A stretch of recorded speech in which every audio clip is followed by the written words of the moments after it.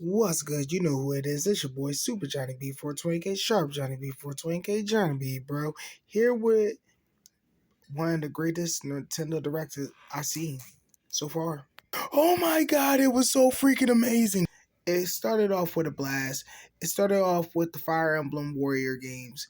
It comes out actually a day before my birthday, June 24th, June 24th, 2022. It's based off of the Fire Emblem Warrior series, off of the Dynasty Warrior games. This one is just themed Fire Emblem.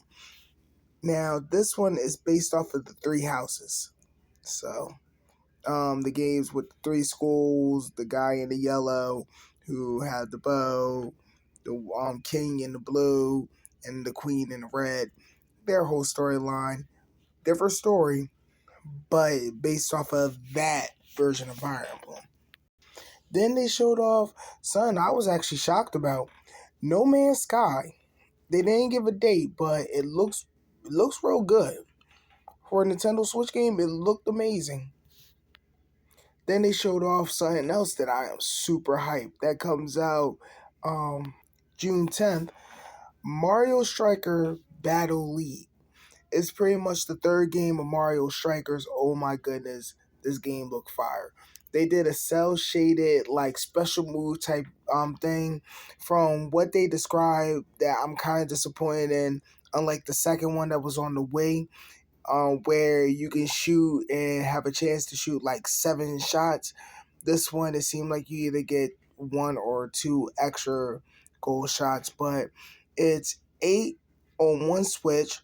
It's soccer league up to 20 people. So all in all, this game it's gonna be dope. It's gonna be dope. I can't wait. Then they showed off Splatoon 3, but more importantly, they showed off the salmon mode, or the co-op mode, where pretty much is you, a partner, or a group of people going against these salmon that are throwing paint, dolphins that are throwing big paints and diving right on you like. And then there's a big giant salmon that you didn't really see what it did, but it popped out, and that's supposed to be like the big ball salmon. So that's coming in Splatoon 3, where that comes out later this year. Again, another thing you're going to notice with this video that I noticed with the Nintendo Direct today, pretty much all these games coming out this year. There's nothing that is going to be next year, unless, I will never say that, because never say never. Stuff can be pushed back, stuff can be delayed, but if everything goes according to plan from what Nintendo feels going to happen, everything should be out by this year. These are this year games. This year games and DLC. Also, another thing you notice is that everything is pretty much a remaster or a remake, but I digress. Next, they showed off Advanced Wars 1 and 2. They added voice work onto it, co-op, online battle. So, get ready for it. Comes out on April 8th. They also announced that they're doing Star Wars The Force Unleashed. They didn't really give a date, and they also showed that they're doing Disney Speedstorm, which is a free-to-play racing game. And then they showed off Front Mission 1 and 2 remake. One's going to come out before 2. They're both coming out this summer, but yeah, it's pretty much RPG. And that's another thing. There's a lot of RPGs in this, like a lot of them. Chrono get a remaster that comes out April 7. Kirby, they show more of the Kirby game that's coming out, the eventual one, and they show the power that he has, where it's called mouthful mode, where it'll be a car sitting on the side, or a vending machine, or a safety cone, and he will swallow it, like, you know how Kirby do, where you're, oh, but instead of actually like swallowing in, doing the whole drop down thing, he pretty much get it stuck in his mouth and becomes it while it's stuck in his mouth. So if he do the mouthful mode with the car, he's driving the car. Or if he does it with the vending machine, he's shooting canned sodas out of his mouth. So it's like power-ups that will help you get further in the game. They also showed, that comes out next month actually. We're in February. Yeah, it comes out next month, March 25th. They showed off MLB The Show 22, and I really need to talk about this. Now it's time for Conversations with Johnny. All right, let's talk about this. MLB The Show 22 is going to be on PS4, PS5, Xbox One, Xbox Series, Nintendo Switch. 9 out of 10 also is going to be on PC. I'm not for sure about that. I just know it's going to be on those systems. Now, this is why I want to talk about it. Because if we recall correctly, that MLB The Show 21 was supposed to be on all those systems. And it hit all those systems but the Nintendo Switch. If I am correct, the Nintendo Switch version was also told that it got pushed back because of development issues. Am I right? Now, look at this. This is what they're giving to you for the Nintendo Switch. Mind you, it says this is not the final gameplay footage, but on top of that, this is what they're giving you. Now, something tell me this is what MLB The Show 21 was supposed to be before they just said, screw it, we're kind of late on this now. We might as well turn this into 22. I kind of feel as though, ooh, that looks bad, like the way the show looked. And then, like, they wasn't even touching. Now, hear me out. And I'm happy that we're going to get a dedicated baseball game. No disrespect to our RBI, because at least this will have online. This will let you, play with your friends, do the whole dynasty, do the whole road to the October fast, do the home run derby, do everything you could do on the other versions. I'm happy that they're keeping it 100 with that. Because we have seen EA game companies literally make the same game, or even better, not just make the same game, but make literally the same game and call it a legacy edition, but take stuff out instead of add more stuff, or leave it exactly the same with all the same bugs, all the same glitches, all the same problems. EA. So, I'm happy at least, even if this is not 21, we're at least getting MLB The Show on the Switch. Yes. I can play baseball on the go. I have it on console. I can have a season on the go. But son, tell me this is a little bit misleading. Just a little bit.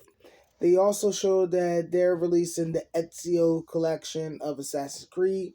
To me, it looks like it plays like Liberation when it was on the Vita. But again, they said this in the very beginning of the press conference, due to COVID-19. A lot of the footage, a lot of the gameplay might not be the same, might not be the final representation. Even though when it comes down to video games, it's kind of like that might be the final representation, depending on the company, depending on the game, depending on how much effort they put into it. But pretty much, Ezio collection coming out on Nintendo Switch. They also showed that they're putting Chrono Cross Remaster. I already mentioned that. the Kingdom Hearts Cloud, the Kingdom Hearts 1.5, 2.5, and 3 is going to be on the Switch. We need to talk about that too. Now, this I'm actually smart to not even show anything of any form of any type of gameplay for, because we are dealing with Disney and they own everything and try to own everything. I don't want to be owned by Disney. So, but the Disney overlords will let me talk about something that I kind of have an issue with when it came down to Nintendo Switch, and it's not just them. It's not just Square Enix, even though it's starting to seem like Square Enix is the main culprit of this on the Nintendo Switch. I understand the pros of cloud-based gaming. I understand because of Game Pass. I understand because of PC, where if I pay money to a subscription or if I pay money to something, I can play this game. I can save my files. I can save my progress for this game. But, you know what I mean? Without it being on my system, I do not have to worry about taking up any gigabytes, terabytes, megabytes, bitty bytes, any type of bytes, sandwich bytes, any type of bytes. I ain't got to worry about that because it's all stored in the cloud. The game, the save, all that is stored in the file, and it will play even smoother because of the simple fact it's not downloaded hard on the hard drive. It's not pulling from anything from a disk. It's literally the thing itself, it's the file itself. Now, with that being said, the cons of cloud-based gaming, and especially when I say the cons, because unlike the Xbox One or the Series or the PS4 doing it with PlayStation Now, or the PS5 doing it with PlayStation Now, but pretty much the PS stuff, instead of the problem with it that separates the consoles and PC, or even Stadia for a perfect example of doing this compared to a Nintendo Switch. One of these things right here is that this thing is meant for to go in at home. I can put it on the dock, play it on my TV, keep going playing, save the progress, whatever, but just put my controllers right on the side, pick it up, walk out the room, and still play my game. I could be out at the park, sitting on a park bench, playing my game. At lunch, playing my game. Have it sitting up on with his little kickback stand, playing my game. On a plane, playing my game. If you haven't got the jits, I'm pretty much saying this is supposed to be the at-home to go way of playing your game. So if this is supposed to be the portable home console, this is supposed to be the hybrid, why would I get something where I have to be always connected or I can't play the game on something that I am supposed to, oh yeah, you could play when you're on the go?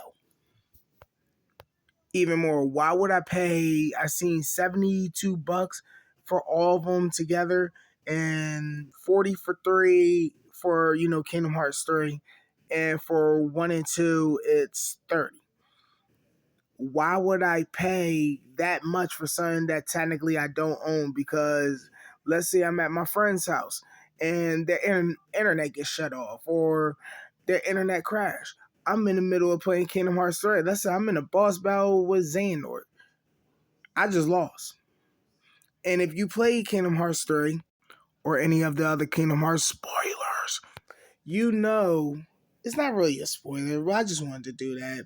But you know that you have to go to those little green portals and save that way. They might have an auto save when you do significant stuff, but like to actually save or manually save or load from there, you have to go to these portals that are your save points with your characters, all that, right? So pretty much you'll be screwed if you do not have a dedicated online way of being on. If it's your hotspot on your phone or a hotspot box or your Wi-Fi or the public Wi-Fi, McDonald's Wi-Fi, whatever it is, if it's not dedicated and it drops or you leave or it don't connect anymore, you lost your progress. You lost it all. That's an issue, especially for that much money. Me personally, in my opinion, you'll be a fool if you pay $72 for games that are old as hell that you could get on the Xbox or the PS4 or PS3 and play. I just had to get that out. You'll be a fool. You'll be a new freaking fool. Why would you pay that much money for something that you could probably spend $60 for and play on the PlayStation or the Xbox?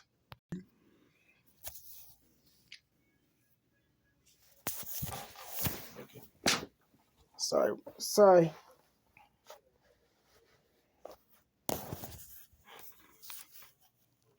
Why do you think that you know that you can pay $100 on the PlayStation to get all 4 games? So I don't know why you're saying that this is a bad deal when really this is saving you about like $30.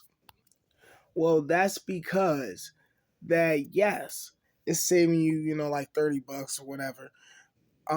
28 technically, but beside the point. It's because you will technically own it. Like if you get it on the PlayStation Store, that whole collection, you will own it. You could do whatever not whatever you want. You could delete it or you could play it.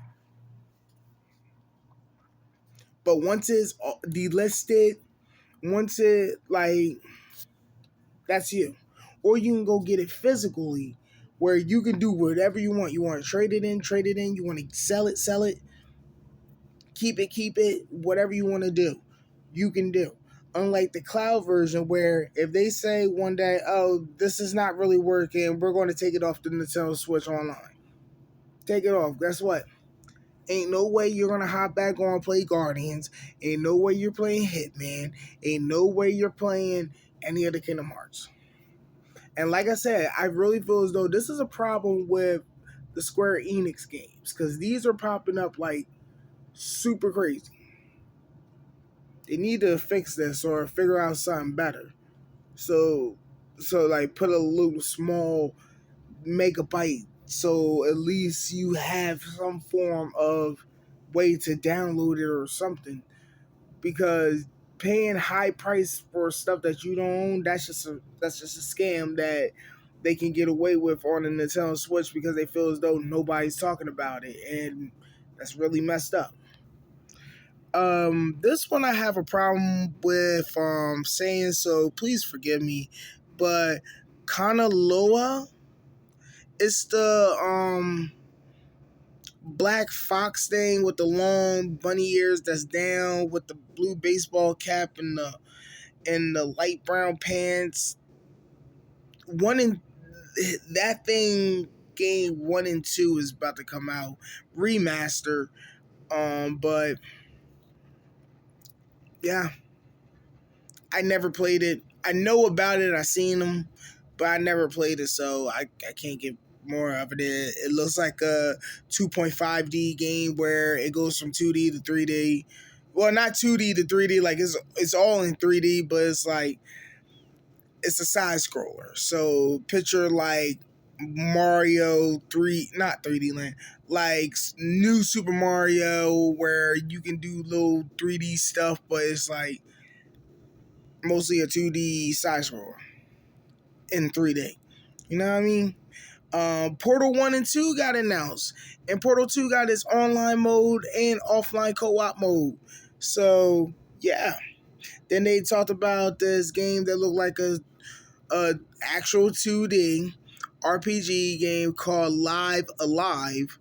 It comes out in July 22nd, and it looks interesting. You got like 5 different characters that do different things. Like you have a martial artist, a magic person, but it's interesting. Like a robot that literally rolled off of the ship, and it was kind of funny. Like they show everybody doing some badass shit, like the martial artist, like zooming across, but he's like in that fighting stance, like on some like NES type stuff, like Ninja Gaiden look type stuff. But then they get to the robot. You don't even see how the robot fall back, but the robot fall and you just watch it slowly roll off the spaceship. So if you like, it looks like an indie game. Like indie games, you like RPGs because, like I said, a lot of these are RPGs.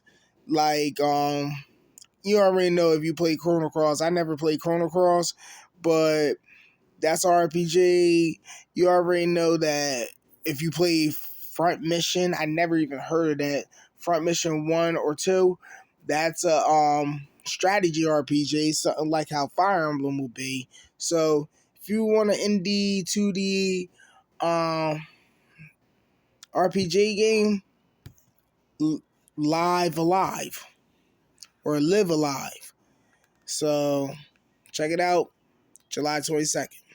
Then this one was hype, and I need to talk about this. They're remaking the Switch sports games. They're making the sports series.